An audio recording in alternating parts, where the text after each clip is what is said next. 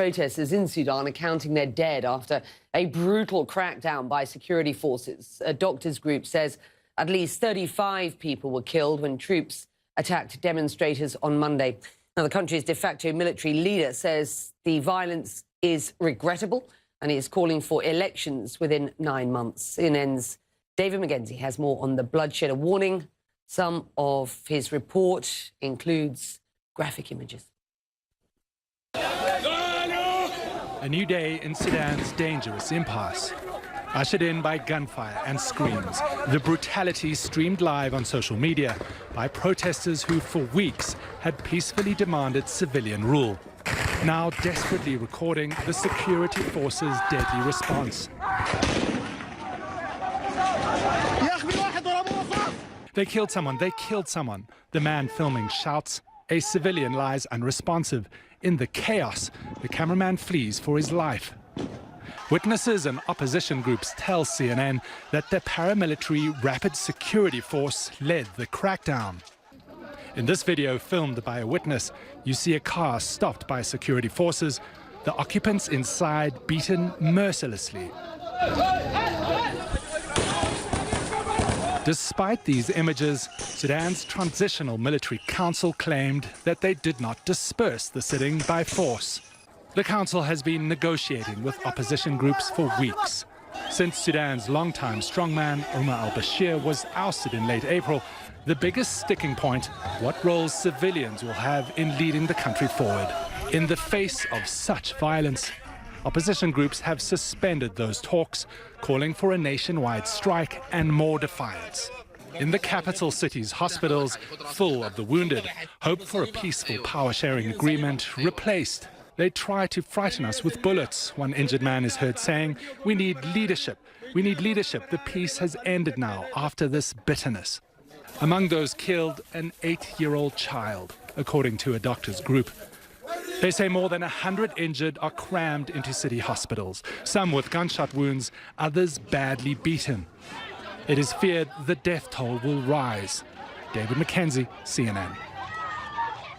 Well, earlier I spoke to the British ambassador to Sudan, Irfan Siddiq, via Skype from Khartoum. Now, I have to tell you, it was a real challenge to get it up as the government are making communications extremely difficult. My team against the odds going for it for you. And I began by asking Mr. Siddiq about how that crackdown played out. So there was loud gunfire that erupted at around 5 o'clock in the morning yesterday. It woke me from my sleep, very close to the residence and the compound of the British Embassy. It seems that all of the witnesses are saying that these were troops of the Rapid Support Forces who were assaulting the protest site.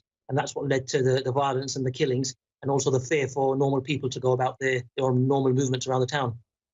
So has a sense of normalcy returned to the city? What's the situation now? No, the city is far from normal. I've just been out for some meetings, including with the military council, and it's a little, I mean, today's, by some accounts, the first day of Eid. The formal Eid in Sudan will take place tomorrow, but it's very quiet.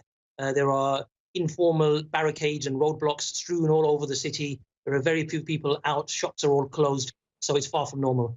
What leverage does the UK and other international community members have on the Transitional Military Council to prevent the violence from happening again?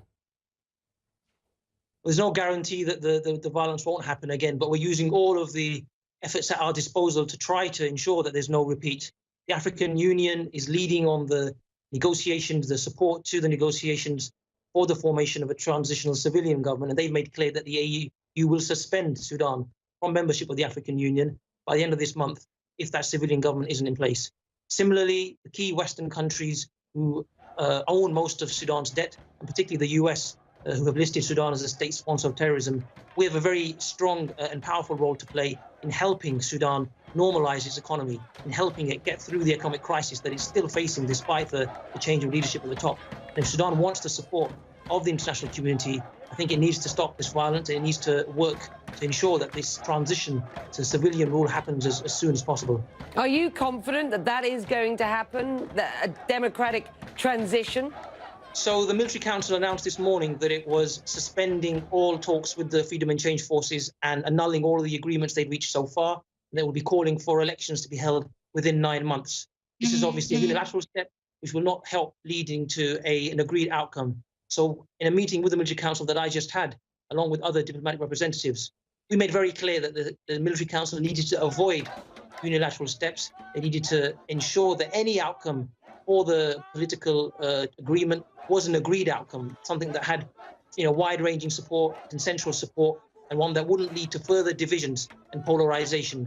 I was a bit surprised but pleased to hear from the Military Council that they would be open to resuming negotiations, despite the fact that the head of the Military Council had said this morning that they were off and that they would be holding elections in 9 months.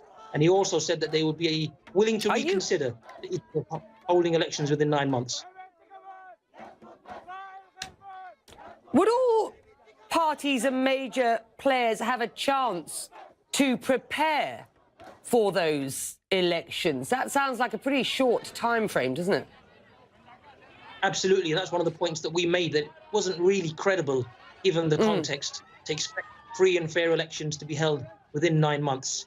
There's a huge amount of restructuring of the state, of dismantling of the elements of the former regime. There's a huge inbuilt advantage for those linked to the former regime. There are issues of peace and conflict that need to be resolved, as well as economic stabilization. And then simply there's the logistical challenge of holding elections in a country that has been riven by conflict, that has been economically marginalized, and that really isn't in a good state to hold elections. So I think there's huge question marks about the credibility of the proposal to hold elections within 9 months.